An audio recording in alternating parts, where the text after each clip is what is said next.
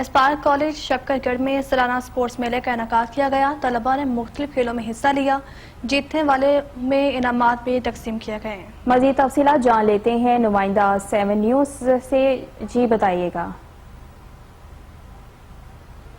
گڑھ میں موجود ہوں، یہاں پہ آج سپورٹس میلے کا انعقاد کیا گیا ہے، جس میں طلباء نے مختلف سرگرمیوں میں حصہ لیا ہے۔ کچھ طلباء نے رسہ کشی کے مقابلے میں حصہ لیا، تو کچھ طلباء نے بیڈمنٹن کے مقابلے میں حصہ لیا، تو کچھ طلباء نے لڈو کے مقابلے میں حصہ لیا۔ جیتنے والی طلباء نے بھنگڑے ڈالے اور خوشیاں منائیں۔ ہمارے ساتھ اس وقت اسپائر کالج شکر گڑھ کے پرنسپل میاں عبدالستار موجود ہیں۔ ہم ان سے پوچھتے ہیں کہ آج کا جو ایونٹ ہے وہ کرانے کا جو مقصد ہے وہ کیا ہے۔ جی سر۔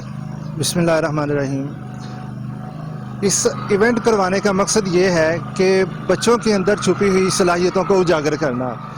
نصابی سرگرمیوں کے ساتھ ساتھ غیر نصابی سرگرمیاں بہت ضروری ہیں۔ اگر بچے پڑھتے رہیں گے تو وہ ذہنی قوت کا شکار ہو جائیں گے۔ اب اسپائر کالج شکر گڑھ نے ان کو ایک پلیٹ فارم مہیا کیا ہے کہ وہ مکمل طور پہ ہر گیم میں حصہ لیں۔